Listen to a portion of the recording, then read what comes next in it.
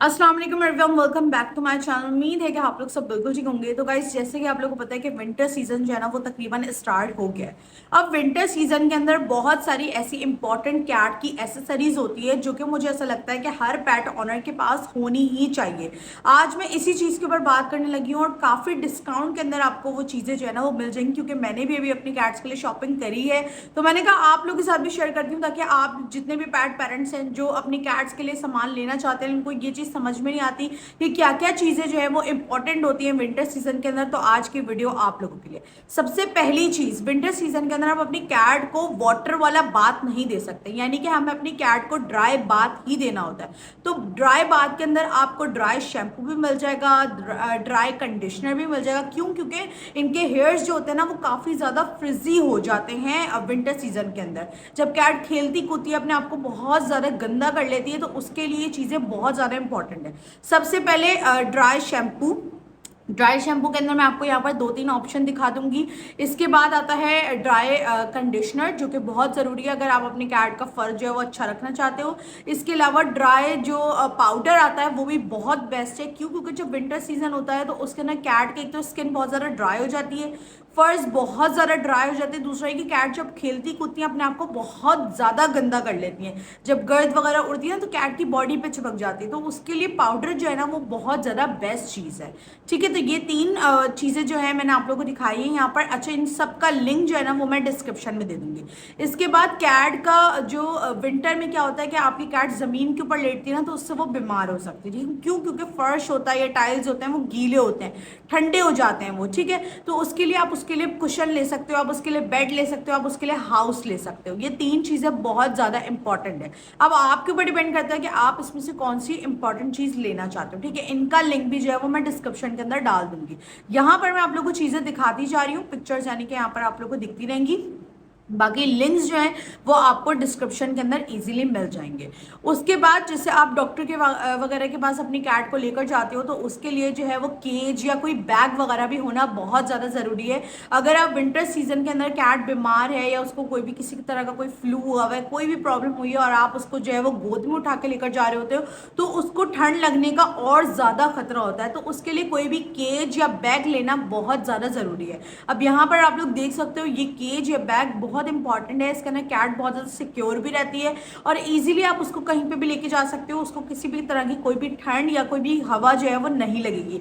काफ़ी सारे लोग जो है वो विंटर सीजन के अंदर ट्रैवल भी करते हैं, तो वो ये पूछते हैं कि हम अपनी कैट को ट्रैवल करना चाह रहे हैं तो उसके लिए क्या कर सकते हैं। तो आप लोग ये बैग जो है ना वो यूज़ कर सकते हो। इसके अलावा आप लोग विंटर सीजन के अंदर कैट्स के लिए ब्लैंकेट्स भी ले सकते हो। ये जो मोटी थोड़ी मोटी सी तौलिया आती है ना, टॉवल जो आता है, वो भी आप उसके लिए इस्तेमाल कर सकते हो। तो यहाँ पर उनका लिंक्स भी मैं शेयर कर दूँ, क्योंकि जब सर्दी ज़्यादा होती है तो कैट का एक जगह टिकना बहुत ज़्यादा मुश्किल हो जाता है। कैट को आदत होती है वो जगह जगह घूम घूम के सोती हैं, तो उसके लिए टॉवल रखना या जो है वो इस तरह का बहुत मुलायम सा ब्लैंकेट रखना, या आजकल एक बैटरी वाले भी जो है ना वो कारपेट टाइप आ रहे हैं, वो भी मैं यहाँ पे आप लोग के लिए मेंशन कर दूंगी। वो भी आप यूज़ कर सकते हो। उससे क्या होता है कि कैट जो है ना वो आप उसको मतलब प्लग से लगाकर आप उसको चार्ज करके रख सकते हो। उससे होता क्या है, ये कैट उसके ऊपर लेटती है तो उसको काफ़ी जो है वो गर्म महसूस होता है। वो वार्म ब्लैंकेट या वार्म कारपेट टाइप इस तरह का कुछ होता है। ठीक है, मेरे पास भी वो चीज़ है। मैं आप लोगों को जो है ना वो इस वीडियो का लिंक जो है वो यहाँ पर अपनी लास्ट इसी वीडियो के लास्ट में लगा दूंगी। अगर आप लोग देखना चाहते हो तो आप लोग वो देख लें। दूसरा ये कि आपने उसके खाने पीने का बहुत ज़्यादा ख्याल रखना है, और आपने जो है उसको स्टील के बाउल में जो है ना वो पानी वगैरह प्रोवाइड करना है और उसको खाना वगैरह प्रोवाइड करना है। अब जो चीज़ आती है वो है एयर क्लीनिंग। एयर क्लीनिंग का आपने उसका बहुत ज़्यादा ख्याल रखना है। अगर आप उसके जो है वो डेली एयर्स क्लीनिंग नहीं करते हो तो हफ्ते भर में जाकर जो है उसको एयर मैट्स की प्रॉब्लम हो सकती है। तो एयर क्लीनिंग के लिए भी यहाँ पे मैं आपको 2 जो है ना वो दिखा दूंगी जो मैं अपनी कैट्स के लिए यूज़ करती हूँ। मैं हफ्ते में 1 दफ़ा डीप क्लीनिंग करती हूँ, बाकी डेली बेसिस पे या एक दिन छोड़ के एक दिन मैं ये ड्रॉप्स जो है ना वो डाल देती हूँ। अच्छा, डेली वाले के लिए अलग है और वीकली के लिए जो ड्रॉप्स आते हैं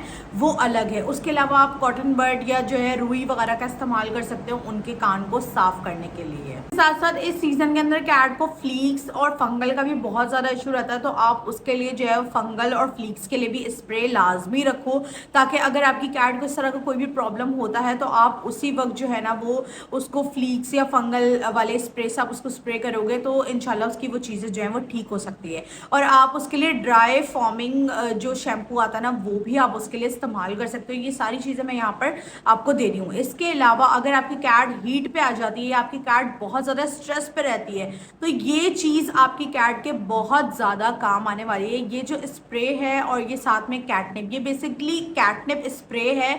अगर आपकी कैट जो बहुत ज़्यादा स्ट्रेस में आई हुई है तो वो जहाँ पर भी बैठती है आप उसके जस्ट वहाँ पर स्प्रे कर दो, जिस जगह पे वो बैठती है। आपने अपनी कैट के ऊपर नहीं करना, जिस जगह वो बैठती है वहाँ पर आप स्प्रे कर दोगे इसका, तो उसके बाद जब कैट वहाँ पे बैठेगी तो वो बहुत ज़्यादा रिलैक्स हो जाएगी।